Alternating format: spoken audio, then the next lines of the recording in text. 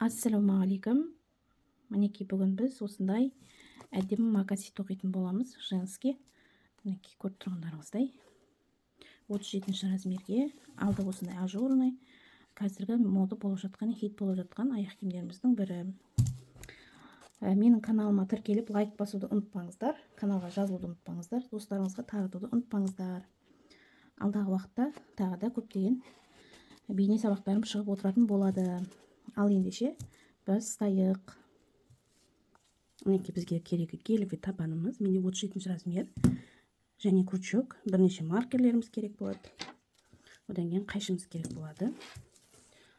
Және біздің тоқитын жібіміз, жібек жібіміз керек.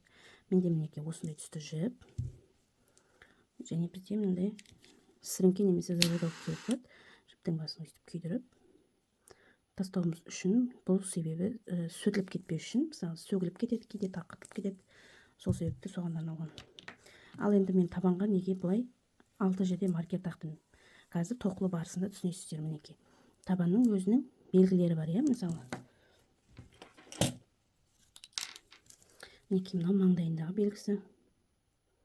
Қара табан болғасын көріне қоймайды. Мынау жанындағы белгісі. Мынау өше жақтағы белгісі. Бұл біз тоқылу барысында ориентир деп айтамыз орысша. Қазақшасын айтқан кезде біз жобалап біліп отыруымыз үшін керек болады. Мінекей маркерді мен міне өкшенің белгісінен бір көз тастап екінші көзге маркерледім. Ал мына жерде табанның бас жағында міне екі көз тастап үшіншісіне маркерледім. Мына жерде төртіншісіне үш көз тастап төртіншісіне маркерледім. Мына арасында 5 көз. 1, 2, 3, 4, 5 көз.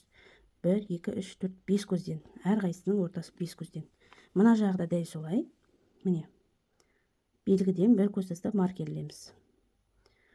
Міне. Белгіден 2 көз тастап маркерлеміз. Белгіден 3 көз тастап төртіншісіне маркерлеміз. Бұл жерде де 1, 2, 3, 4, 5 көз бар. 1, 2, 3, 4, 5 көз бар.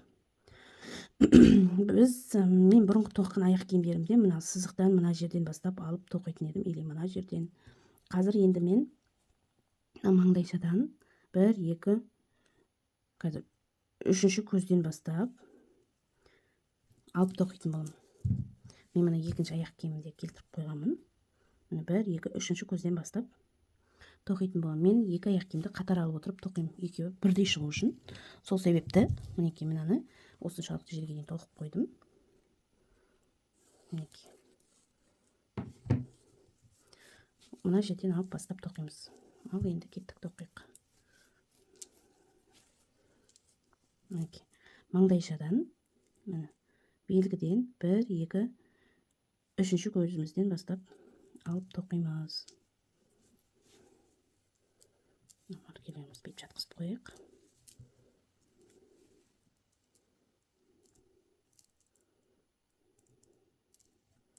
Мінекей сәл жібімізді қалдырып,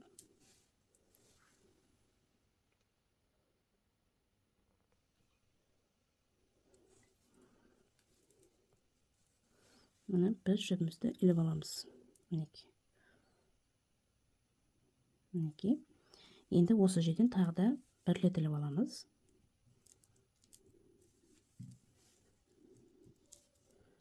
Одан кейін міне келесі көзімізге қарай көшеміз. Бұл көздің барлығынан 3 реттен алып өтеміз. Тек маркер тағылып тұрған жерлерден 2 реттен ғана аламыз. Қалған жердің барлығында бір көзден 3 столбик без накида іліп алып тоқып шығамыз.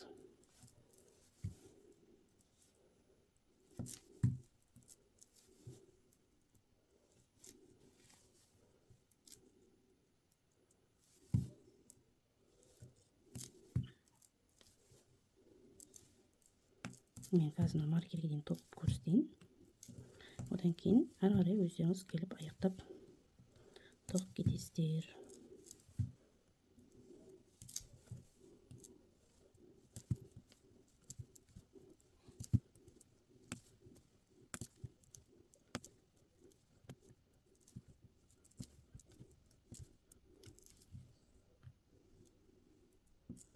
мына маркердің жанындағы көзіміз тоқып жатыр. Мінекей, енді маркерімізді алып, осы жерден екі көз ғана тоқимыз.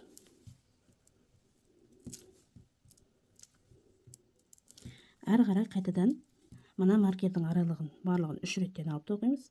Маркерге 2, қалғанын 3 реттен, маркерге 2 айналдырып осылай мына шетке дейін тоқып келеміз. Мінекей соңғы жағына келдік.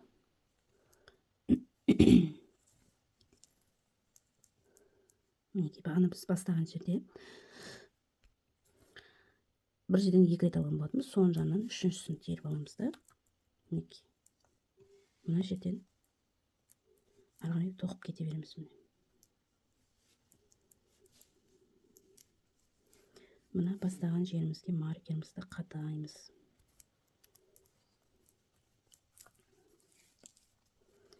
Енді мына каждый көзімізді міне өкшеде бізде белгі бар. Содан 1, 2, 3, 4-ші көздің мына жеріне дейін тоқып келеміз. Мына жерге маркер тақып қояйық.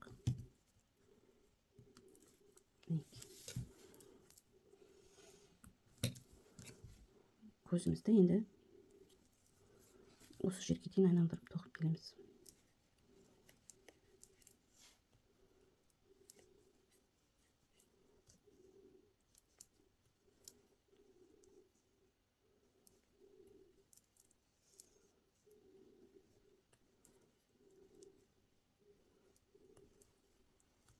Мінекей каждый көзімізді қалдырмай, мінекей осылай айналдырып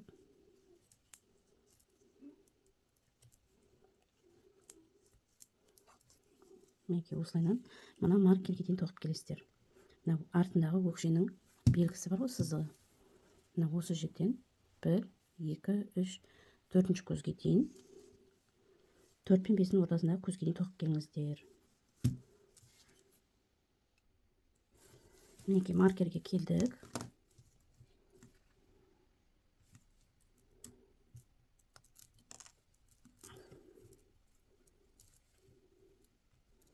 Маркердің орнына тоқып аламыз. Маркерімізді қайтадан қадаймыз.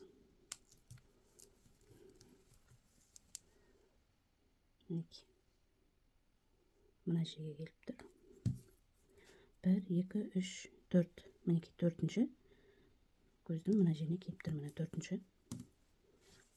Мына жақта да біз 4 көз санап алған едік қой бағана. Мінекей мынаған келіп тұр, мына ортасына. Мына жерден алып жібімізді артымен әкелеміз де.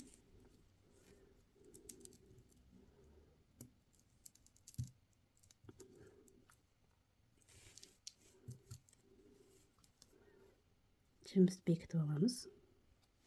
Мінекей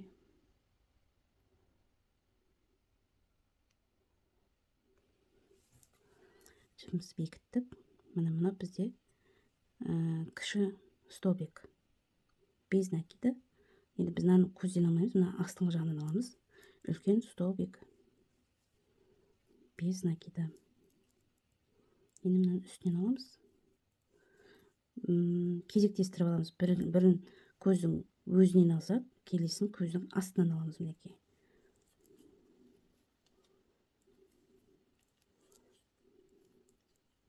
Бізде сонда мынандай әдемі ұзы шығатын болады.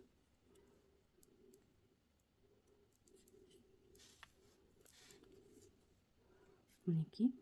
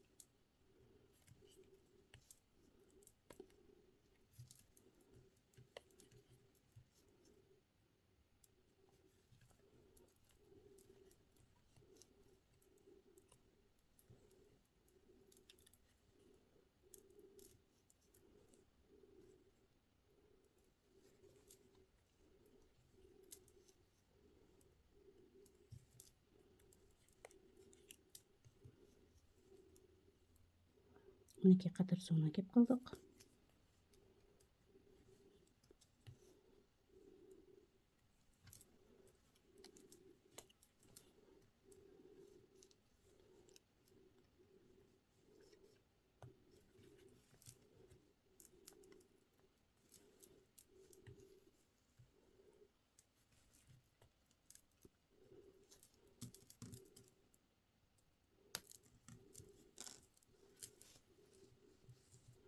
Мына жерден енді мінекей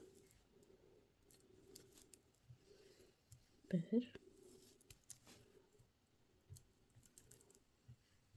2 3 көзімізді тоқып маркерімізді қадаймыз. Мінекей енді мына жерден де міне 1 2 3 көзімізді санап алып жібімізді мына артымен әкеліп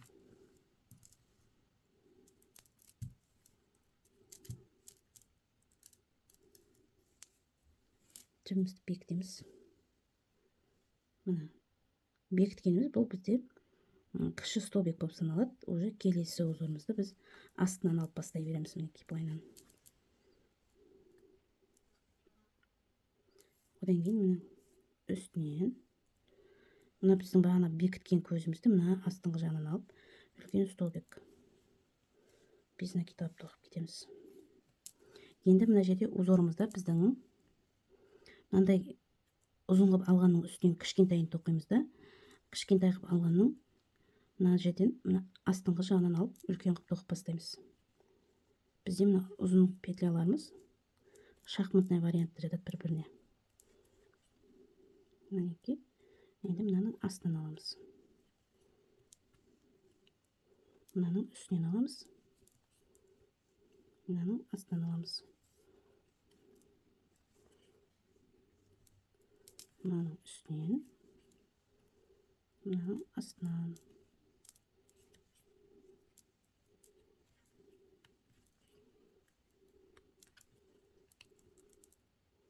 Мына петлеміз айналып кетсе, бүйтіп крючоктан шешіп, кигізіп алып, оң қаратып тоқып береміз.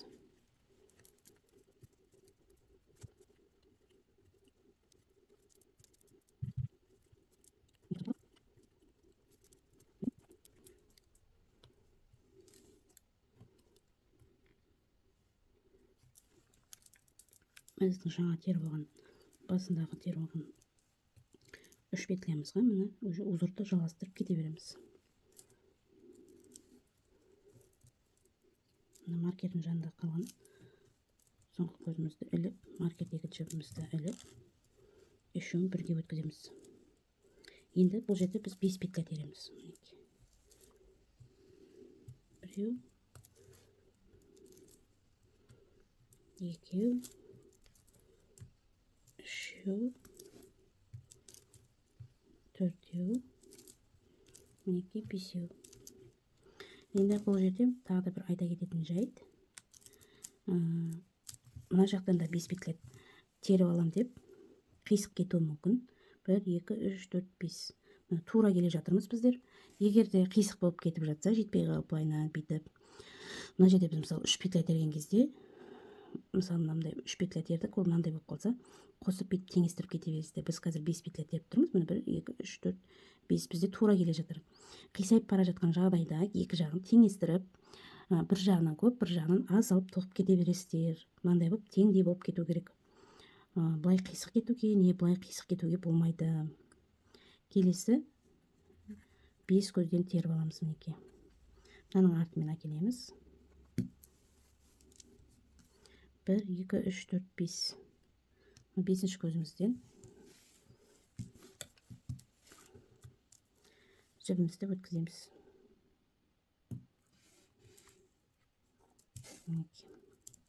Мына артындағы жібін бос қылып тартып отырмын. Қатты тартпаңыздар.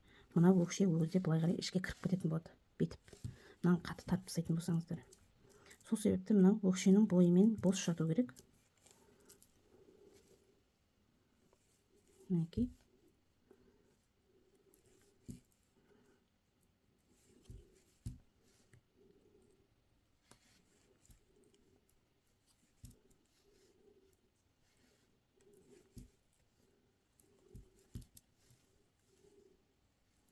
мінекей тағы да дәл жаңағыдай узорға қарай тоқи береміз уже. Мына біз узорға түстік. Мына жерде үлкен петляның үстінен кіші петля жасаймыз. Кіші петляның үстінен үлкен петля жасаймыз. Міне бұралып кеткен жағдайда бүйтіп шешіп алып тоқып кете бересіздер.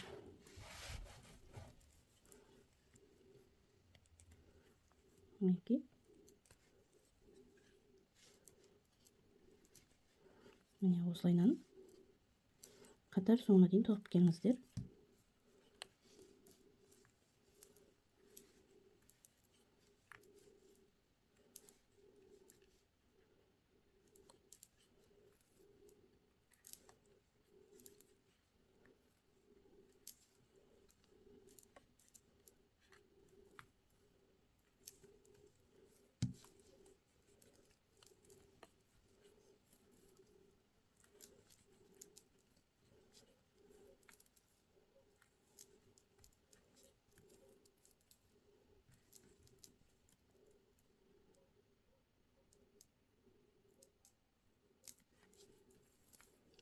Мінекей қатар соңына дейін маркерге дейін тоқып алыңыздар. Мен сіздерге мына узорды көрсетіп жүрейін деп тұрмын. Мына шахматный вариантта түсіп жатыр. Көрдіңіздер ғой. Дәл осылай маркерге дейін тоқып келіңіздер. Мінекей енді 3 көзімізді тоқимыз.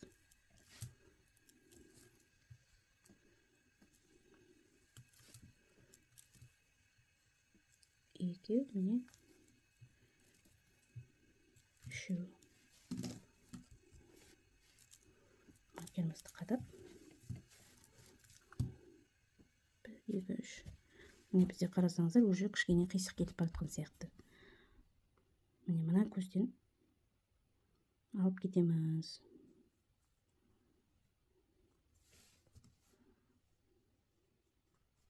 Мінекей мына жерге қарай қойсам, мына қисық кетеді үшінші көзіміз. Былай қойсам, мына түзу келе жатыр. Мына жақтан 3 емес 2 көтен аламыз.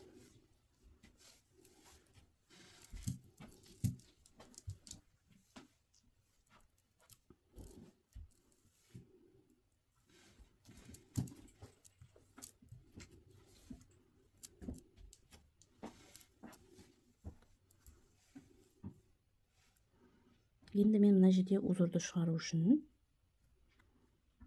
мына петля көтеріп алдым ғой. Соның жанынан тағы бір петляны тоқып кете беремін. Одан кейін бізде мына жерде бекіткенде ұзын петля.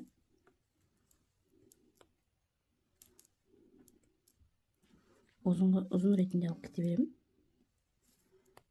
Одан кейін міне қысқа петлям. Қысқаның астынан ұзын петлям. Ұзынның үстінен қысқа петлямды алып, әрі қарай уже узорымыз көрініп тұр. Сол узор бойынша тоқи береміз.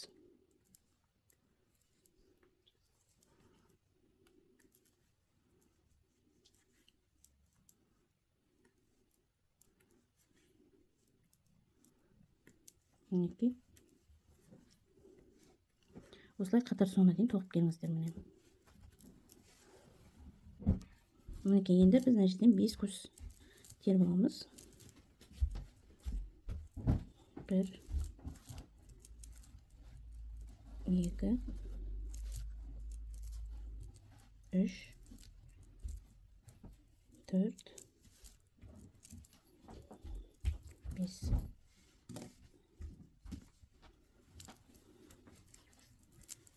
Бес көзімізді тердік.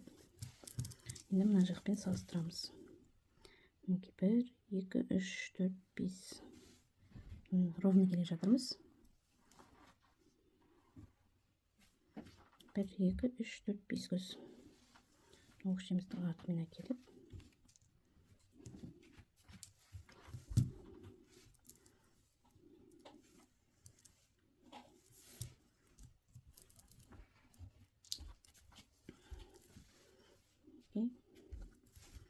Келтіріп аламыз. Енді мені қараңыздар, бізде мына жерде узорымызды келтіріп шығаруымыз керек.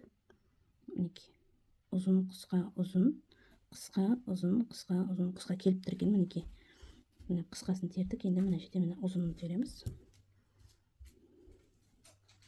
Неге санап жатырмыз? Өйткені біз жаңа мына жақта теңестіреміз деп 3 көздің орнына 2 көз терген болатынбыз. Сол себептен санап аламыз деп айтып жатқаным бар. Міне қысқасы. Енді мына жерде мына көзден біз ұзынды астыңғы жағынан алып келтіреміз. Одан кейінгі көзіміз. Атырыңыздар. Бізде мына жерде келмей қалды.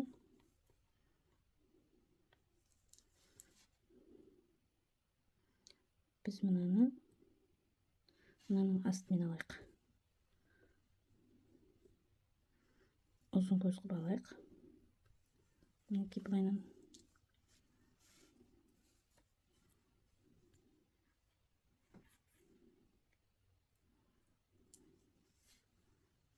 Мінекей. Одан кейін мына бізде қысқа көз. Мына жібімді қосып аламыз. Одан кейін ұзын көзіміз.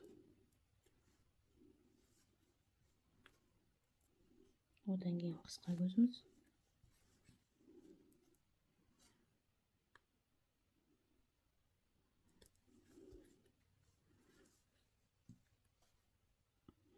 Ұзын. Мына жерден бүйтіп қысқаны алайық. Мына жерден міне ұзынды аламыз. Міне біз узорға енді түстік. Мына бізде міне қысқа көз. Енді міне біз узорға қарай түсіп кеттік. Узор бойынша тоқып кете береміз.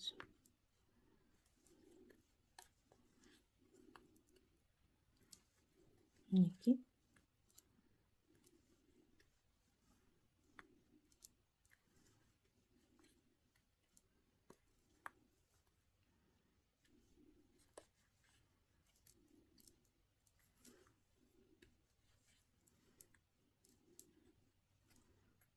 Мінекей осылай қатар соңына дейін тоқыңыздар. Мінекей мен мына маркерге дейін маркерде көзді іліп тоқып алдым. Маркерімді алып тастаймын мына жерден. Менде өкшеде неше қатар шықты, қазір мен көрсетемін.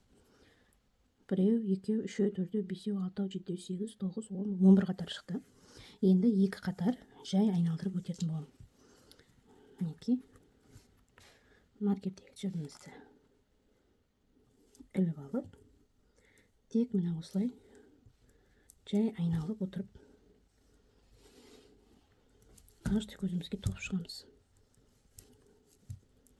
Мінекей.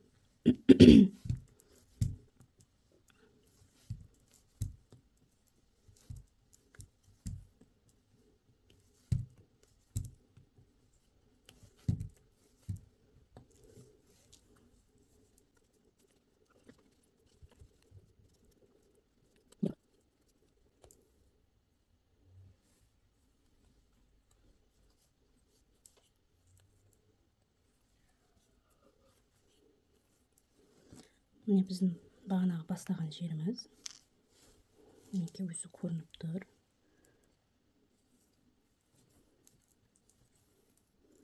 Мінекей бірден сразу ұсталып без накид қылып жалғастырып кете береміз осылайынан. Мінекей.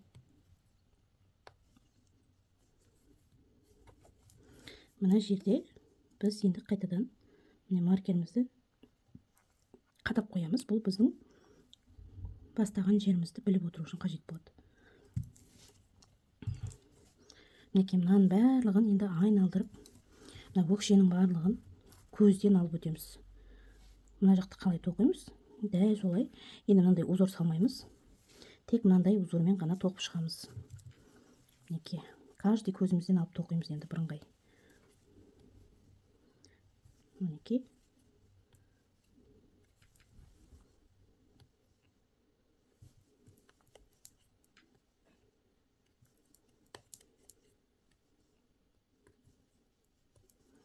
Осылайынан мына маркерге дейін бір айналдырып тоқып келіңіздер. Мына жерге дейін. Міне мынаның барлығын айналдырып әкеліп, мына жерге дейін тоқып келесіздер. Дәл осындай узормен. Міне маркерге келдім, иә.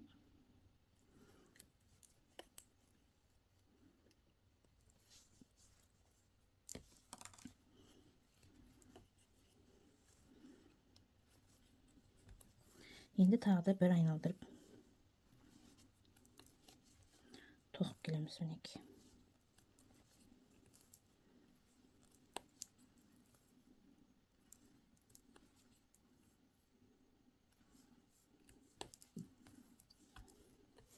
Мына басталған жерімізге тағы да маркерімізді қадап қоямыз.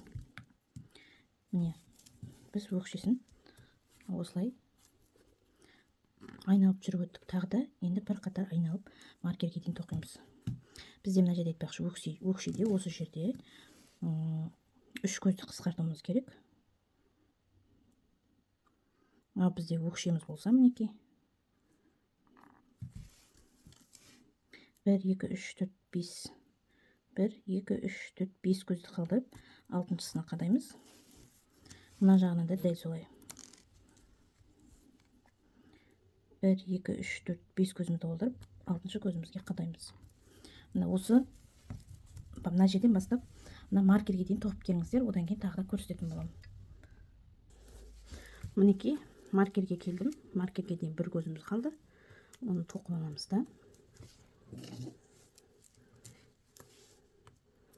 Маркерімізді шешіп, сол маркер тұрған көз тастап кетеміз, аттап. Келесі көзімізге тоқып кетеміз. Міне біз жаңа 5 көз алып қалдық қой ортада. Сол 5 көзімізді тоқып аламыз, мінекей.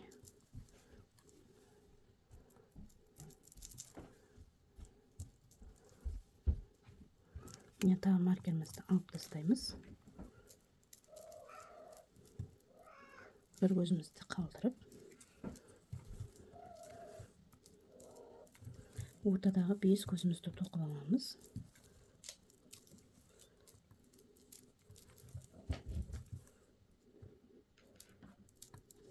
Мен соңғы маркерімізді алып, тағы да тасып кетеміз. 3 көзімізді өкшеден қысқартып кеттік.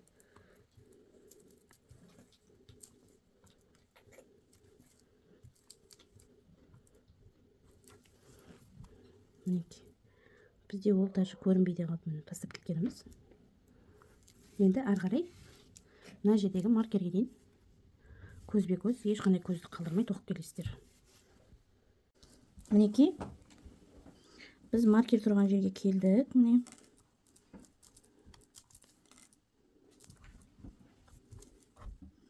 мына жерде міне маркер тұрған жерге бүйтіп өткізіп, соединительный петля жасаймыз да.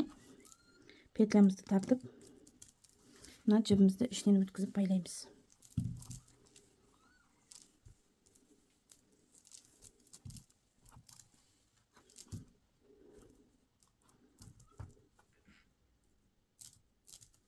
Мінекей. Енді біз мына жерде центральный біздің сызығымыз бар. Соған келтіріп, маркер қадаймыз.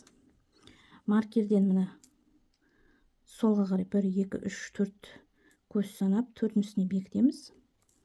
Мына жақтан да 1, 2, 3, 4 көзді санап бекітеміз. Енді міне алдының мынандай узорын жасайтын боламыз. Мінекей. Бірінші мінекей маркерімізді алып, осы жерден жібімізді мінекей өткізіп көтеріп аламыз. Накидті іліп, мына жанындағы көзден столбик накидпен тоқимыз. Тағы да накидлеміз. Қасындағы көзімізден тағы да столбик накид тоқимыз.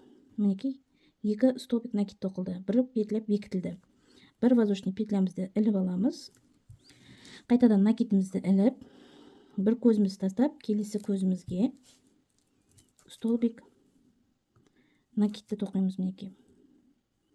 Тағы да бір көзімізді, бір петля іліп аламыз да, бір көзімізді тастап, мінекей келесі көзімізге столбик накидпен тоқимыз. Тағы да накидлеп келесі столбик накидпен тоқып аламыз. Маркерімізді шешіп, осы жерге столбик без накида тоқып бекітеміз. Мінекей, бізде бұл бірінші қатар. Енді бұл аяқ киімнің бір айырмашылығы, біз жібімізді мына жаққа келіп өйтіп тоқымаймыз. Өйткені арасында жіптер көрініп қалады. Сол себептен біз оң және теріс тоқу арқылы узорымызды шығарамыз.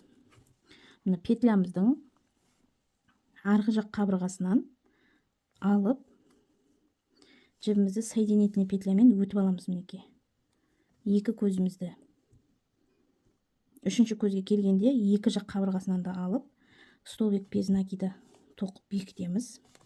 Бір воздушный петлямызды көтереміз де жұмысымызды өзімізге бұрамыз. Мінекей, жұмысымызды өзімізге бұрғаннан кейін міне бірінші қатарды аяқтадық. Екінші қатар жұмысымызды бұрғаннан кейін мына қатарымызды тоқып шығамыз. Мінекей, оны біз қалай тоқимыз? Мінекей, мына жерден накидімізді іліп, мынау тұрған бірінші алдынан қараған кезде мына бірінші столбик накид тұр ғой. Соның үстіндегі петлямыздан столбик накидпен тоқимыз. Мінекей, одан кейін тағы да мінекей мына жерден столбик накидпен тоқып аламыз. Мінекей, одан кейін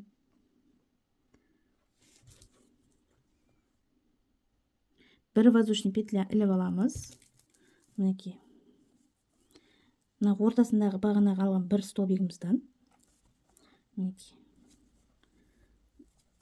бір столбик накидлеп, енді осы жерден 3 воздушный петля теріп аламыз.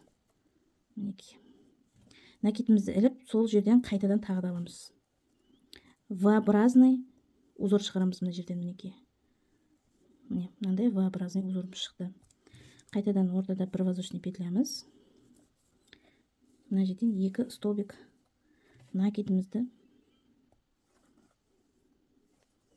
іліп аламыз.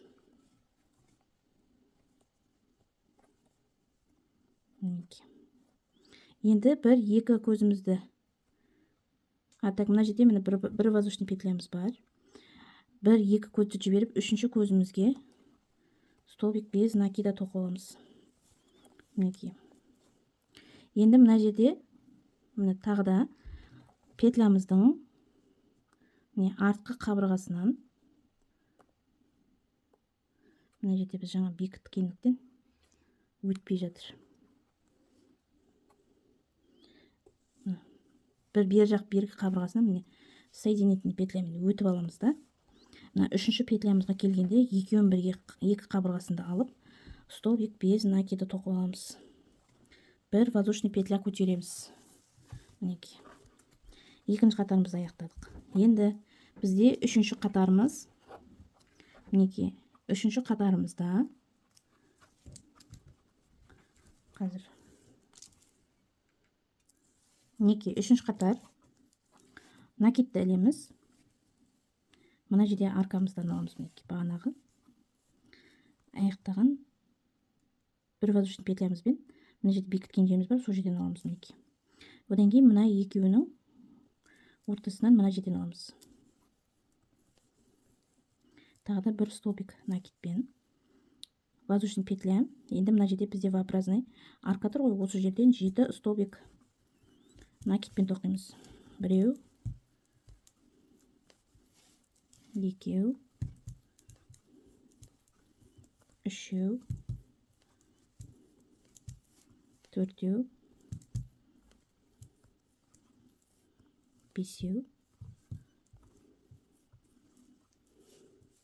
алтау, мінекей,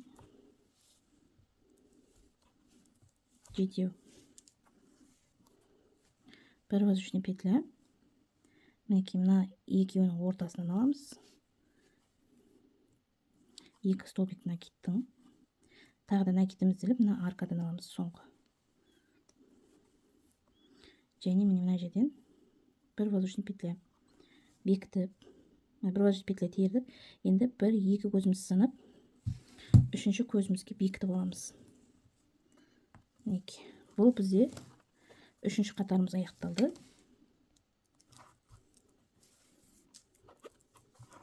Мына жерде мына екі көзімізге соединительный петлямен өтіп, үшінші көзімізге бекітеміз. Бір воздушный петлямыз көтереміз. Енді төртінші қатарымызды бастаймыз.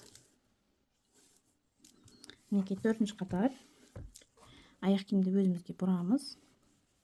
Макетімізді ілдік. Енді біз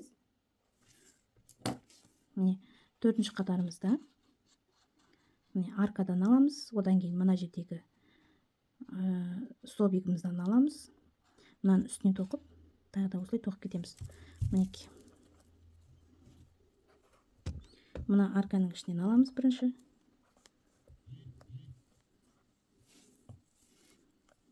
Бір воздушный петля. Одан кейін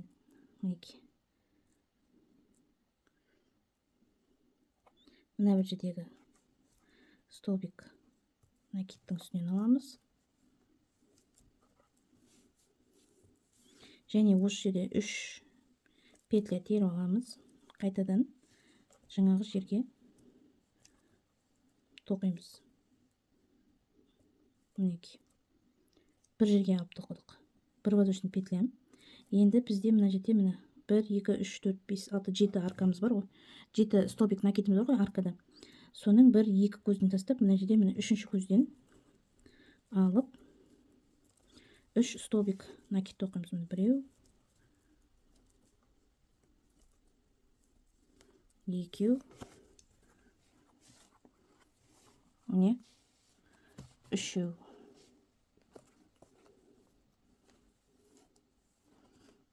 Енді қайтадан бір воздушный петля.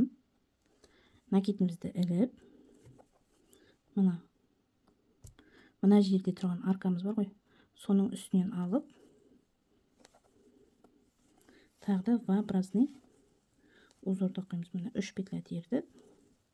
Мына жерге қайтадан тоқып аламыз. Бір воздушный петля.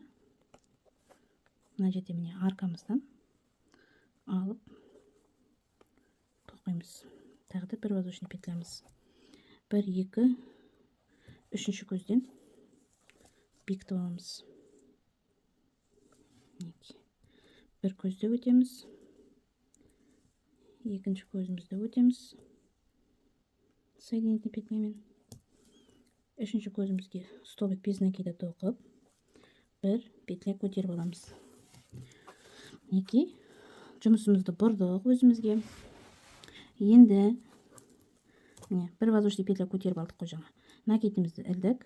Бұл бізде 5-ші қатар. 1-ші қатар, 2-ші қатар, 3, 4, 5-ші қатар. Мына аркадан аламыз. Столбик накидпен. Бір воздушный петля.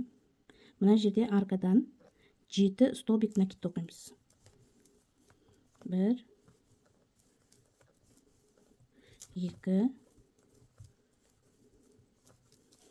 3, 4,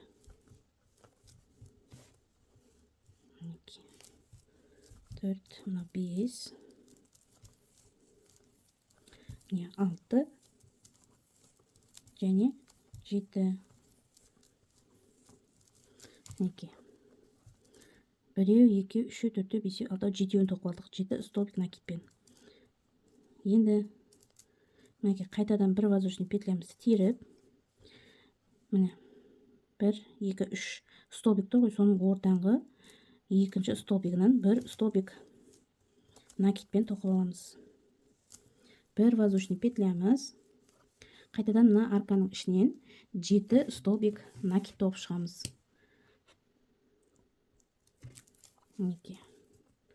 7 столбик накидпен. Біреу, екеу, үшеу, төртеу, бесеу, алтау, мінекей жетеу. Бір воздушный петлямыз, және мына жерде бір столбик накидпен. Бір воздушный петля, бір екі көз тастап, үшінші көзге бекітіп аламыз. Мінекей. Енді бір тексеріп алайық, түзу келе жатырмыз ба?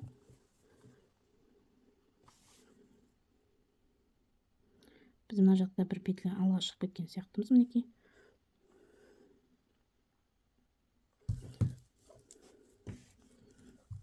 Так, 1, 2, 3. 1, 2, 3. Значит, мына жақ бір петля алға жүріп баратыр. Біз былай бір петлясын қазір артқа жүріп келтіріп жібереміз. Тексеріп отырасыздар. Мінекей. Енді екі петлямызды соединение жасаймыз.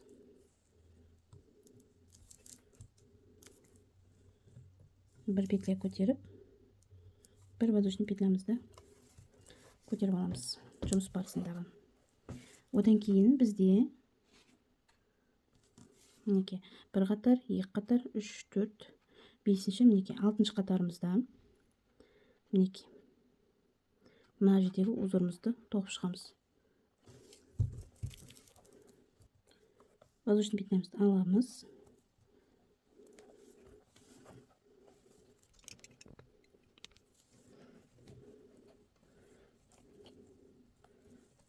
Бір столбик накидті тоқыдық.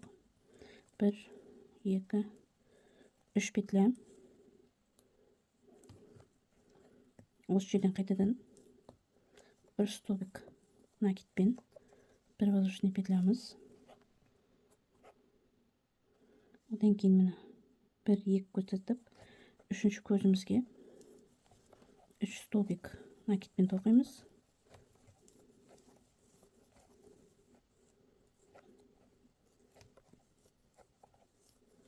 Бір воздушный петлямыз. Міне бізде ортада бір столбик бар. Соның үстіне тағы да V-образный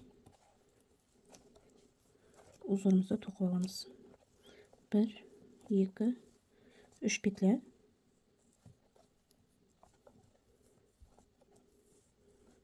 Қайтадан тағы да бір столбик накидпен тоқып алдық. Бір воздушный петлямыз. 1, 2 көз тастап, мына үшіншісіне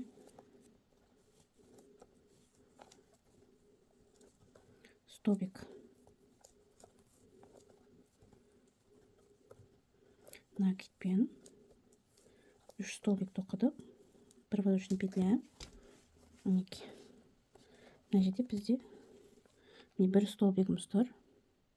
Осы столбикқа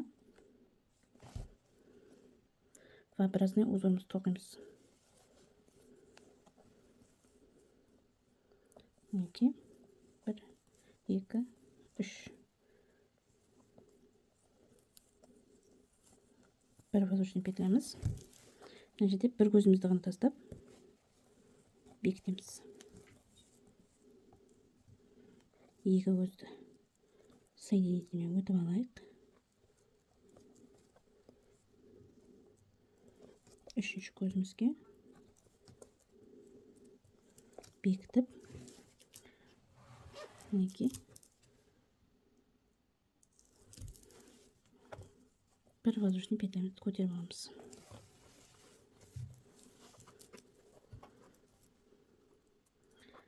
Бір, екі, үш, төрт, бес, 6-шы қатар тоқып болдық.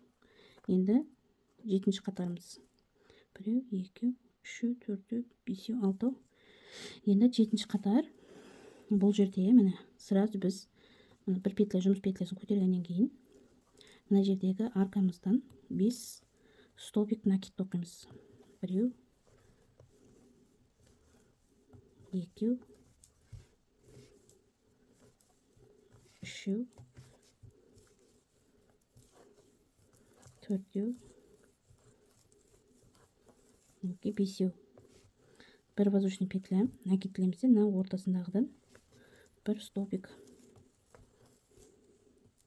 накидпен тоқимыз. Бір воздушный петля. Енді мына жерден 7 рет столбик накид тоқимыз. Біреу, екеу, үшеу, төртеу, бесеу, алтау, және мінекей жетеу. Бір воздушный петля. Мына жерден бір столбик накидпен, бір воздушный петля. Мына жердегі арқамыздан енді 5 столбик накидпен тоқып аламыз. Біреу,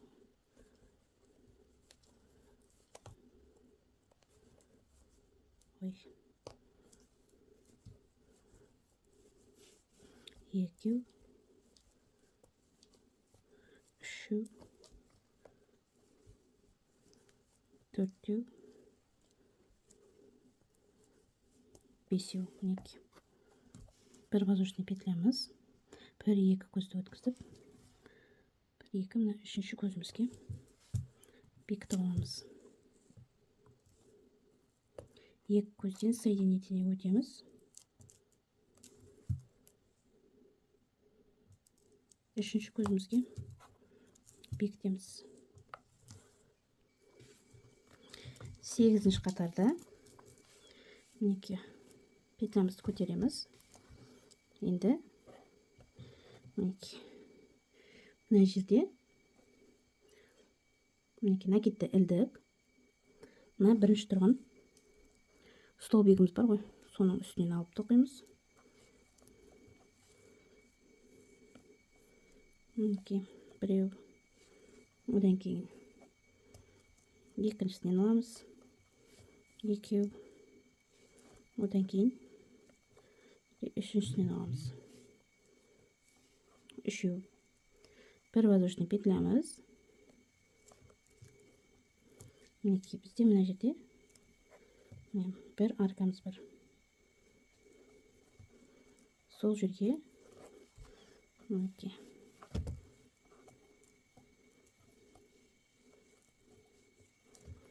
бір столбик накид, бір, екі, үш воздушный петля.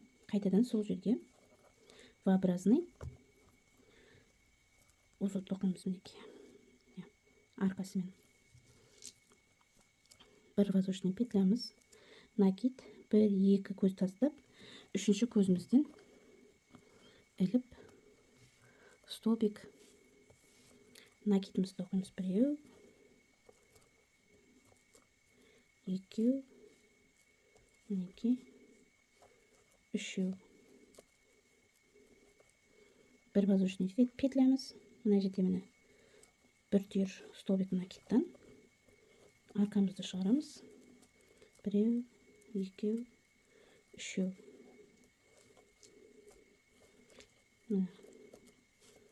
Столбик накид тоқыдық. Бір воздушный петлямыз. Мінекей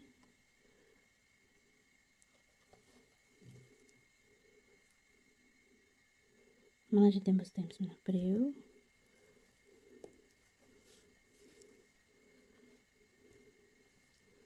екеу, және міне үшеу. Бір воздушный петля, бір, екі көз тастап, үшінші көзге столбик без накида тоқимыз. Көздеріміздің бер жағынан соединительный петлямен екі көзді өтіп алып, үшінші көзімізге столбик без накида тоқимыз. Бір воздушный петлямыз. Жұмысымызды өзімізге бұрдық. Бұл бізде 8-ші қатарда аяқтадық. Біреу, екеу, үшеу, төртеу, бесеу, алтау, жетеу, 8-ші қатар. 9-ші қатар. 9-ші қатарымызда накидті ілдік. Мінекей мына жерден мына арқадан, бер жағындағы арқамыздан алып, бір столбик накид тоқимыз. Тағы да бір воздушный петлямыз. Мына үшеудің ортасынан аламыз.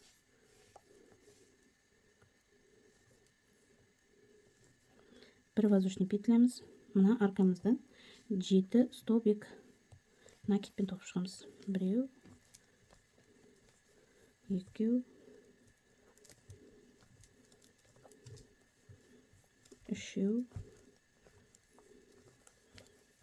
төртеу, бесеу, мінекей, алтау, мінекей, жетеу. Бір воздушный петлямыз. Мына жерде мына ортасынан бір столбик накидпен. Бір воздушный петлямыз. Одан кейін мына аркадан тағы да столбик накидімізден 100-деуін тоқып аламыз. Екеу, мінекей, үшеу, төртеу, бесеу, алтау, мінекей, жетеу. Бір воздушный петля. Мына жақтағыдай 2 столбик накид тоқимыз. Араларында бір воздушный петлялар бар. Мінекей, мына жерден алайын міне. Және бір воздушный петля. Мына аркадан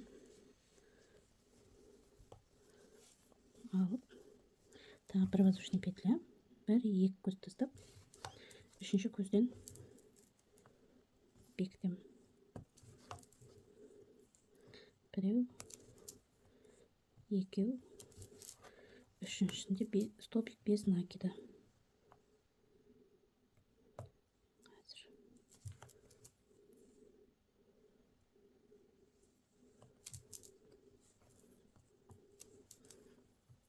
Бір воздушный петлямызды көтердік. Жұмыс барысы 10-шы қатар алдында. Менің тоқылу тығыздығым өте тығыз. Сіздерде кішкене кең болуы мүмкін. Менің тоқылу тығыздығым өте қаттылау болған себепті менде алды қатты көтеріліп тұрған жоқ. Сіздерде мүмкін көтеріліп тұруы мүмкін. Мінекей, келесі. Мінекей, накидтелдік.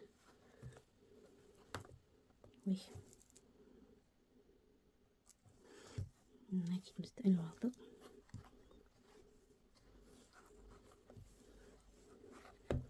Аркамыздан бір столбик накид. Мінекей, келесі аркамыздан тағы да екінші столбик накидпен. Мінекей,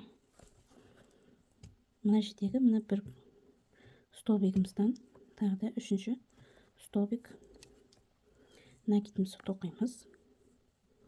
Енді осы жерден 3 воздушный петлямыз тереміз. Біреу, екеу, міне үшеу. Қайтадан накидлеп, дәл осы жерге столбик накидті тоқып аламыз. Мінекей, бір воздушный петлямыз. Біреу, екеуін тастап, үшінші көзімізден столбик накидтерімізді тоқып аламыз. Үшеуін. Бір воздушный петля. Мына жерде бір аркамыз бар.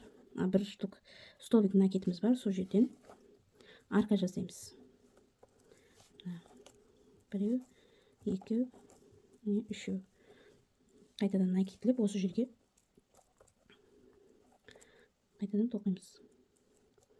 Бір воздушный петля.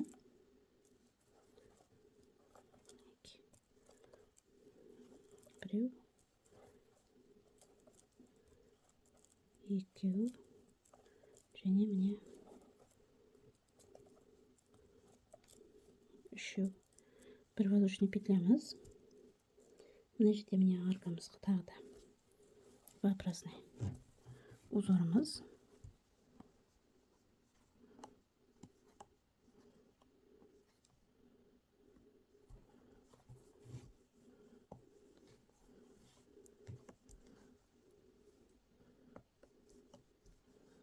біреу, екеу, үшеу.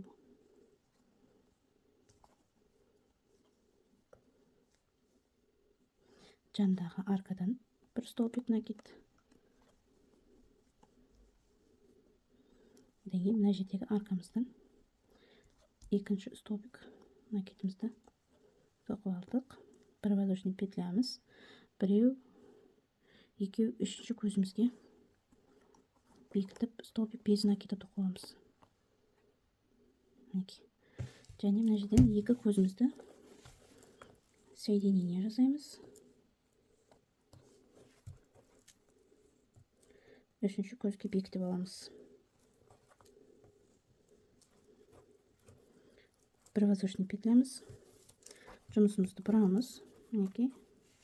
Біреу, екеу, үшеу, төртеу, бесеу, алтау, жетеу, сегіз, тоғыз, 10. Ой, кешіріңіздер, қателесіп кеттім. Бір қатар, екі қатар, үш қатар, 4, 5, 6, 7, 8, 9, 10. 11-ші қатарымыз. 11-ші қатарымызда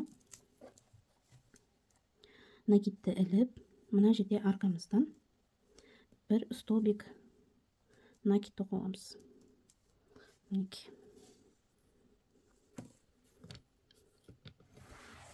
Бір столбик накид. Одан кейін бір воздушный петлямыз. Накидтіліп, мына жерден 7 столбик накидімізді тоқимыз. Біреу, екеу, үшеу, төртеу, бесеу, алтау, және жетеу. Бір воздушный петлямыз. Мына ортасынан бір столбик накидіміз. Бір воздушный петлямыз. Аркамыздан тағы да 7 столбик накидпен. Біреу, екеу, үшеу, төртеу, бесеу, алтау, жетеу.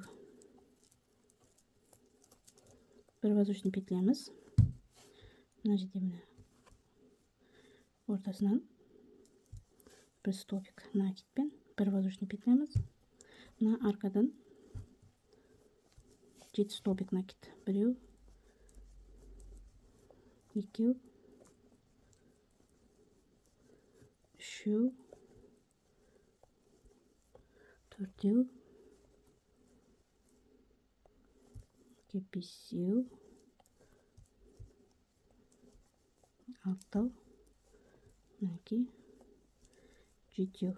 Бір воздушный петля накид. Мына аркадан бір столбик накидті тоқып аламыз. Бір воздушный петля. Бір, екі, үшінші көзге бекітіп аламыз. Екі көзімізді соединениемен өтеміз.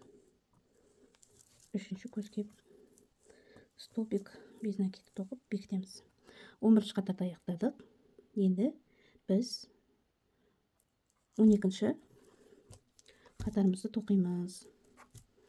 12-ші қатарымызда накидті іліп аламыз. Бізде мына жерде бір столбик тоқыдық қой. Мінекей соған V-образный узорымызды істейміз.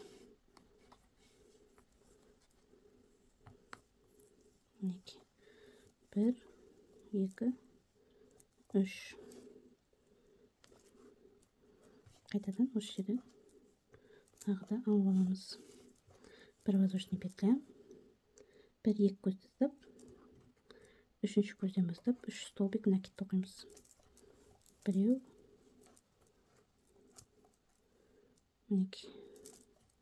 екеу, үшеу. Бір воздушный петля.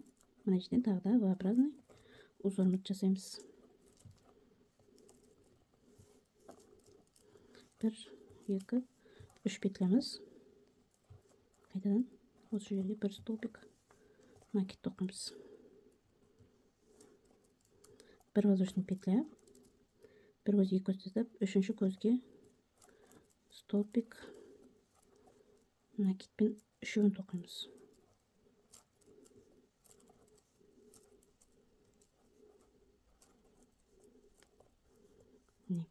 Бір воздушный петля, мына жерде тағы да V-образный столбиктер тоқимыз. Үш петля, тағы да бір столбик накидпен, бір воздушный петля, бір екі көз тастап, үшінші көзге үш столбик накидпен,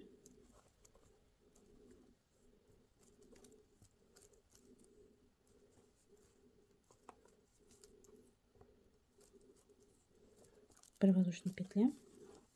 Мына жерде бізде міне бір столбик накид бар. Соған V-образный узорымызды тоқимыз. Үш петля, бір, екі, үш накид. Тағы да бір петля, бір, екі, үшіншісіне бекітеміз.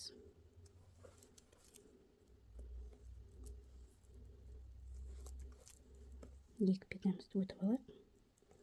Мына жерде міне екі көзді бірге өткізіп, бір петлямызды көтереміз. Мінекей. Бір, екі, үш, төрт, бес, алты, жеті, сегіз, тоғыз, 10, 11, 12, 13-ші қатар. 13-ші қатарымызда мына V-образныйға біз 5, мына жердегідей 5 столбик накид тоқимыз. Мінекей. Мына жерде тоққандай. Біреу, екеу, так, міне үшеу, төртеу, бесеу. Бір воздушный петля. Мына жерден алып тоқимыз. Бір воздушный петля. 7 столбик накидпен. Екеу, үшеу, төртеу, бесеу, алтау, мінекей. Жетеу, бір воздушный петля. Мына жерде міне бір столбик накидпен, бір воздушный петля. Тағы да 7 столбик накидпен. Біреу, екеу, үшеу, төртеу, бесеу,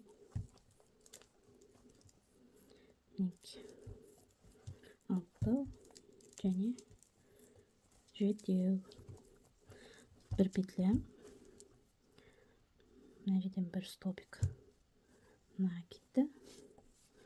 Бір петля. Мына жерден 5 столбик накид тоқимыз енді. Біреу, екеу, үшеу, төртеу, мінекей, бесеу. Бір воздушный петля. Бір, екі, мына үшінші көзімізге бекітеміз. Бір, екі, үшінші көзден бекітіп, бір воздушный петлямызды көтереміз. Енді жұмысымызды бұрып, мына бірінші тұрған столбиктің үстіне бір столбик, екіншісінен 2 столбик, үшіншісінен 3 столбик, бір воздушный петля. Мына жерде бір штук столбиктің үстінен V-образный узорымызды келтіреміз. Біреу, екеу, үшеу. Мінекей. Осы жерге тоқытып, бір воздушный петля, бір көз, екі көз тастап, үшінші көзден бастап 3 столбик накид тоқимыз. Біреу, екеу, үшеу, бір воздушный петля, бір столбик накид, біреу, екеу, үшеу, қайтадан осы жерге бір столбик накид тоқимыз. Бір воздушный петля, бір көз, екі көз тастап, үшінші көзден бастап столбик накидпен үшеу тоқимыз. Мінекей.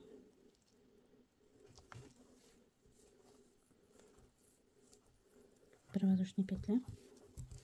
Мына жердегіден арка тоқимыз. Біреу, екеу, үшеу.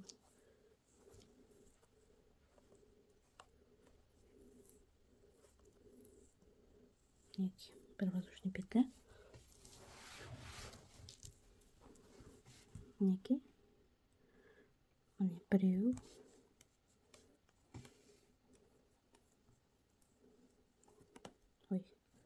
Бір екеуін тастап, мына жерден бастаймыз.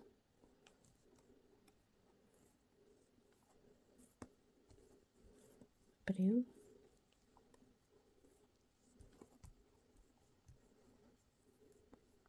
Камераға болғасы маған сәл қиындау болып тұр. Мінекей, үшіншісін тоқып алдық. Міне. Бір воздушный көтердік. Біреу, екеу, мына үшінші көзге бекітіп тоқып аламыз. Тағы да келесі көзге тағы да бір столбик тоқып, соңғы 15-ші қатарымызды тоқимыз. Мына жерден столбик без накида тоқып шығамыз енді бірыңғай. Мінекей жиегі мынандай қылып.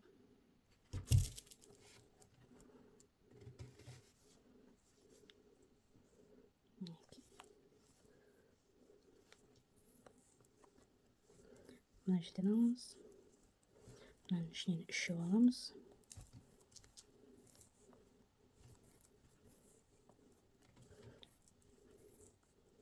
Мына жерден тоқимыз.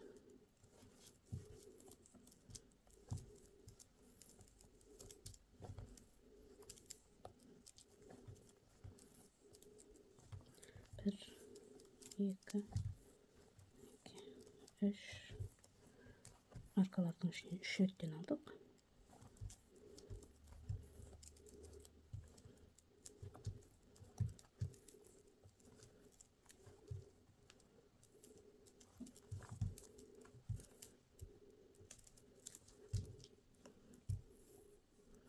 Екі, үш.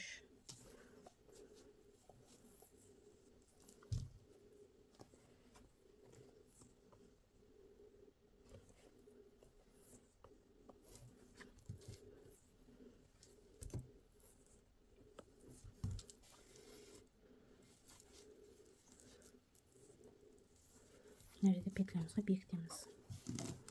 Мына маркерімізді қараймыз.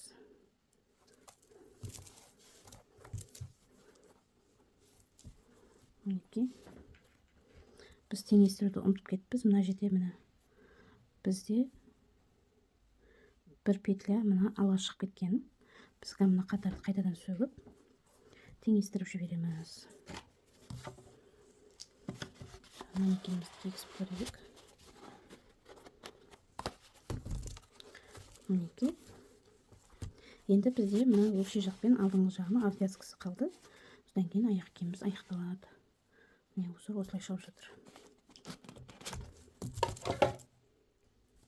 Мінекей, бәрін тоқып алдық. Енді міне жібімізді мынаның бойымен өте қатты тартпай әкеліп мына жерде бірінші көзімізге маркермен бекітіп аламыз.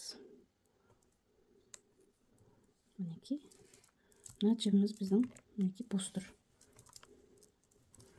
Енді мына жерден өкшенің артынан сызығымыздан дәл тұсын тауып аламыз. Міне бізде мына жер. Міне белгілеп аламыз. Енді осы маркерден оңға қарай 7 петля, солға қарай 7 петля теріп аламыз. 1, 2, 3, 4, 5, 6, 7. Мінекей 1, 2, 3, 4, 5, 6, 7. 1, 2, 3, 4, 5, 6, 7. Мінекей мына жерге келіп тұр. Жібімізді әкеліп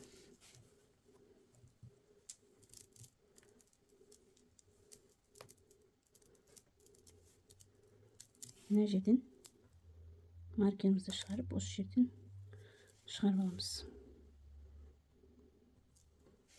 Мінекей жібіміз қатты тартылып тұрған жоқ.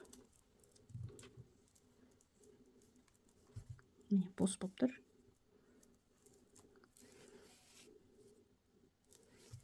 Енді осы жерде тоқып шығамыз. Аяқ киіміміздің өкшесін шығарамыз.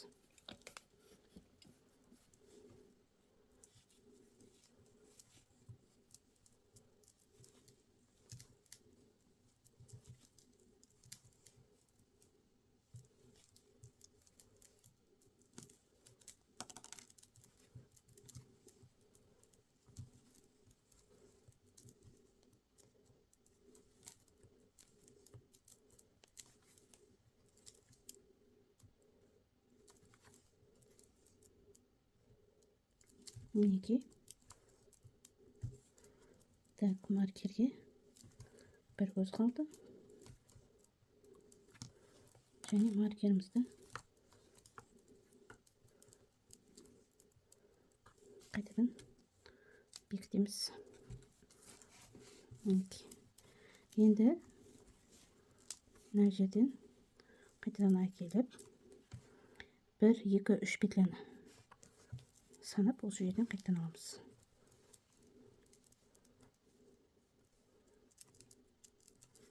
Мінекей.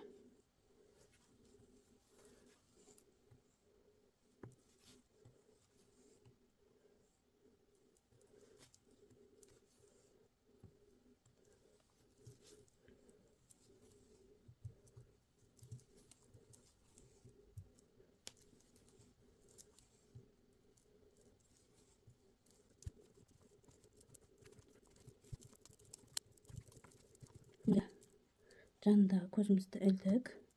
Маркердегі көзді іліп аламыз.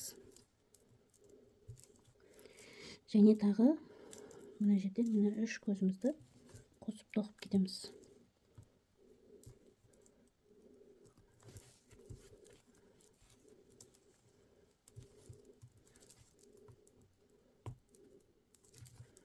Мінекей. 3-ін тоқыдық. Маркерімізді бекіттік. Енді мына жібімізді тоқыған өкшеміздің артымен әкелеміз де. Жібімізді босатып алайық. Мінекей. Мына жерде маркерімізді шешіп, жібімізді іліп аламыз. Қасындағы көзімізден мына жіпті өткіземіз.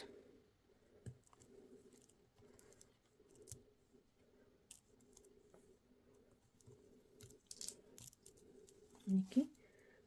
Бос қылып тұрмын жіпті, қатты тартып тұрған жоқпын. Енді мына жіптерімізді қосып отырып, біз мына аяқ киімнің жиегін айналдырып, мына жаққа дейін, мына маркерге дейін тоқып аламыз.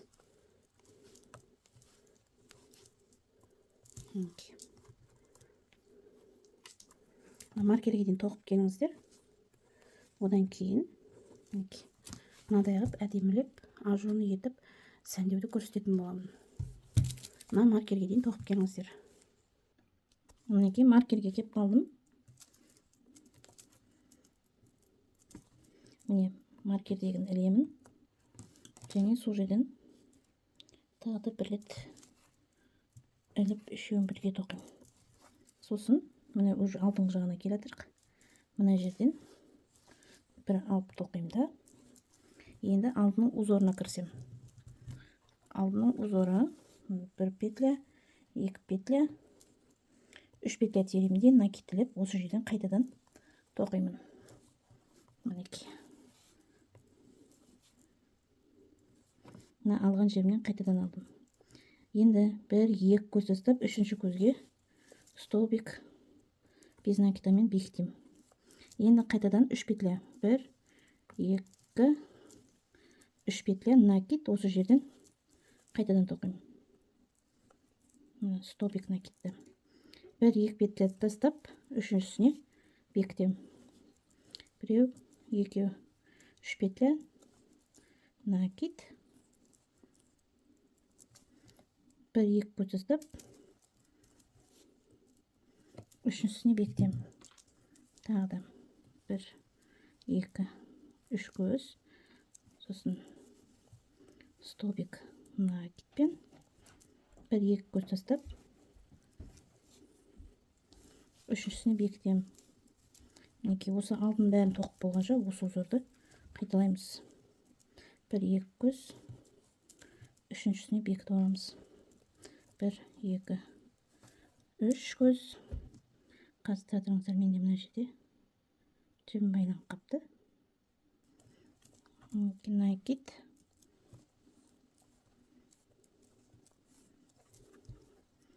Бір, екі, үшінші көзге бекітеміз. Енді үш көз. Біреу, екі, үшеу, накид. Осы жерде қайтадан тоқимыз. Мінекей. Бір, екі. Мына жерде мына үшінші көзге бекітіп аламыз. Бір, екі, үш көз. Бір столбик накидпен. Мына соңғысы. Бір, екі. Үшінші көзімізге бекітіп аламыз. Мына көз тастап, жанындағы көзімізге столбик без накидті тоқып, қасындағысына соединительный жасаймыз. Тағы да біреуін соединительный жасап, жібімізді көтеріп, жібімізді үземіз.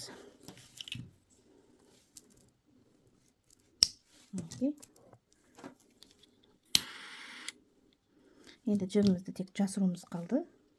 Мінекей, бір моток жіптен, бір аяқ киімнен, бір парысынан, бір мотоктан осынша қалды.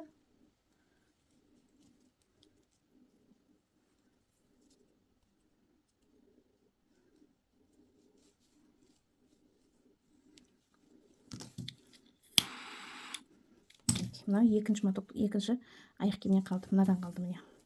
Екінші парасынан. Енді манекенімізді кигізіп көрейік. Мінекей. Біздің аяқ киімдеріміз дайын. Мінекей, жіптерін жасыру ғана қалды. Оны жасыра саламыз. Мінекей. Әдемі болып, шапшақ болып шықты. Мен 37-ші размерге тоқыдым. Мінекей. Менімен бірге болғандарыңызға рахмет. Видеом ұнаса лайк басып, комментарий жазып, достарыңызбен бөлісе кетіңіздер. Маған жазылуды ұмытпаңыздар. Егер алда тағы да видеоларым шығатын болса, сіздерге көрінбей қалады. Сол себептен менің каналыма тіркеліп, лайк басып, колокольчик басуды ұмытпаңыздар. Менімен бірге болғандарыңызға рахмет. Сау болыңыздар.